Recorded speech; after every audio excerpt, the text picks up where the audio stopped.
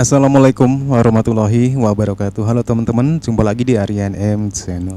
Oke, buat teman-teman yang klik video ini, saya harapkan mudah-mudahan teman-teman masih dalam kondisi sehat walafiat. Baik, di kesempatan kali ini saya akan mengajak teman-teman untuk melihat sebuah cuplikan video. Ada orang Tionghoa Indonesia yang shock melihat sistem pendidikan di Malaysia secara langsung. Oke, seperti apa ceritanya kita akan coba lihat. Oke, tapi jangan lupa like dan subscribe dulu ya. Kenapa kita tak boleh jadi macam Indonesia yang semua orang berbahasa Indonesia?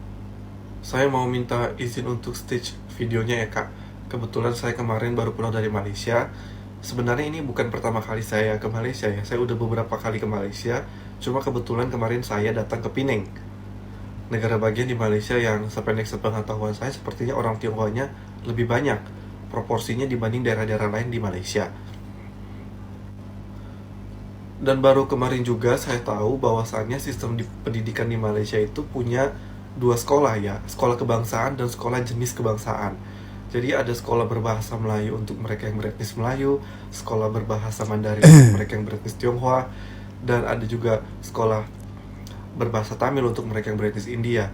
Nah ini agak membuat saya shock ya, karena di Indonesia itu semua sekolah dalam bahasa Indonesia, kecuali mungkin sekolah internasional mereka akan pakai bahasa Inggris dalam bahasa pengantar mereka di sekolah.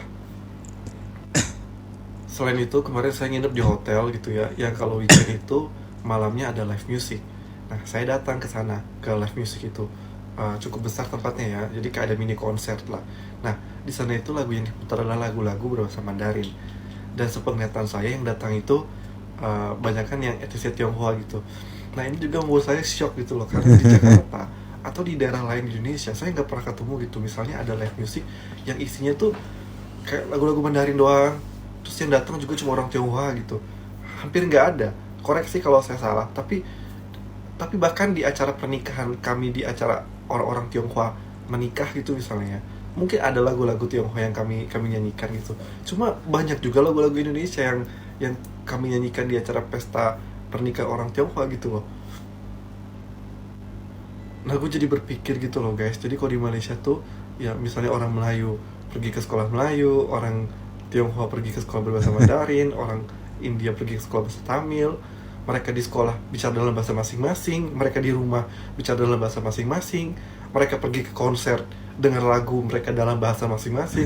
Jadi mereka tuh gak punya kesempatan membaur gitu loh guys. Jadi gue berpikir langsung kayak Indonesia tuh punya banyak masalah, Malaysia juga punya masalah. Tapi untuk kasus ini menurut gue Indonesia tuh jauh lebih baik karena kita tuh hidup membaur gitu loh.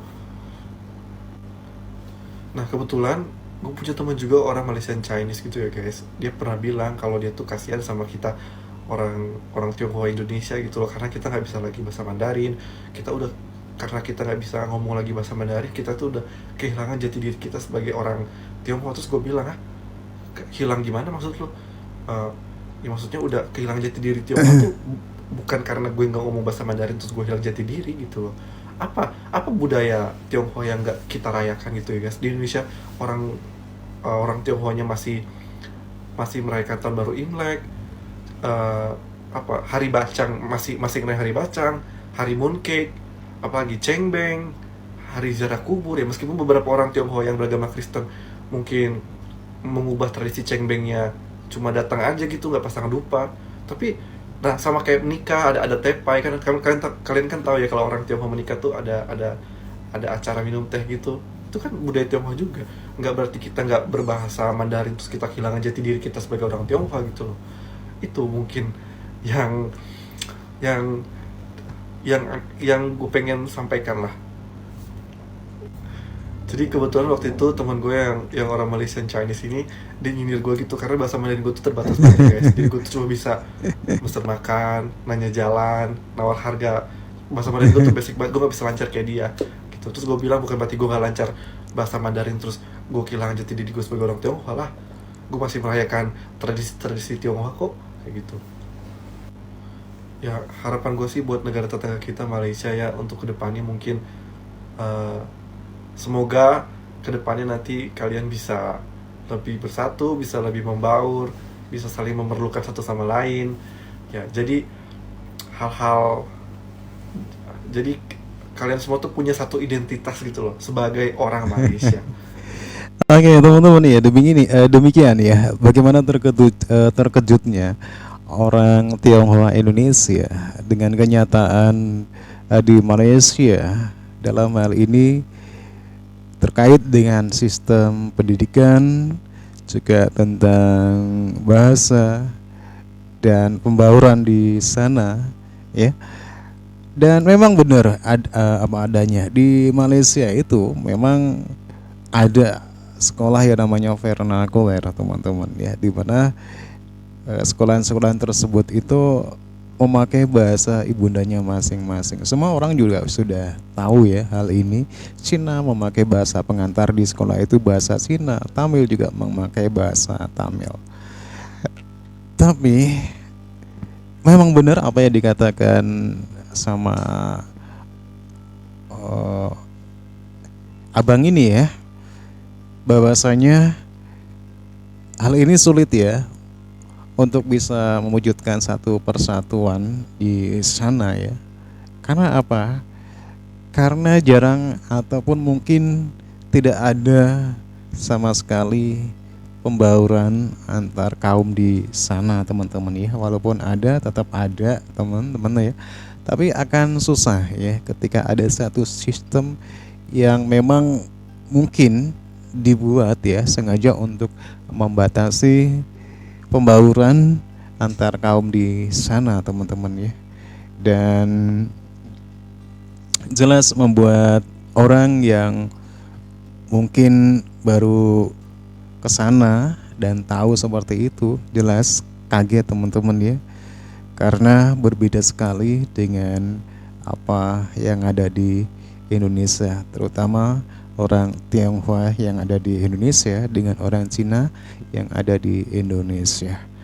Oke, saya setuju dengan apa yang abang ini katakan tadi ya, bahasanya bukan terus menghilangkan identitas ketika orang Tionghoa tidak bisa berbahasa Cina dengan lancar ya, tapi Indonesia pun memberikan keleluasaan ya bagi orang Tionghoa untuk bisa menjalankan ataupun memberikan kesempatan bagi orang Tionghoa untuk bisa melestarikan apa yang mereka punya, seperti perayaan-perayaan hari besar orang Tionghoa di Indonesia. Nah, itulah teman-teman ya. Jadi bagaimana terkejutnya orang Tionghoa Indonesia ketika melihat apa yang terjadi di Malaysia, terutama dalam sistem-sistem yang justru sangat berbeda dengan Indonesia dan dikatakan sebagai satu batas yang bisa membatasi satu pembauran bagi sesama orang Malaysia. Oke, menurut teman-teman gimana? Silakan teman-teman bisa berkomentar. Kalaupun ada salah ataupun kurang, saya mohon maaf. Terima kasih, sampai jumpa lagi di video berikutnya.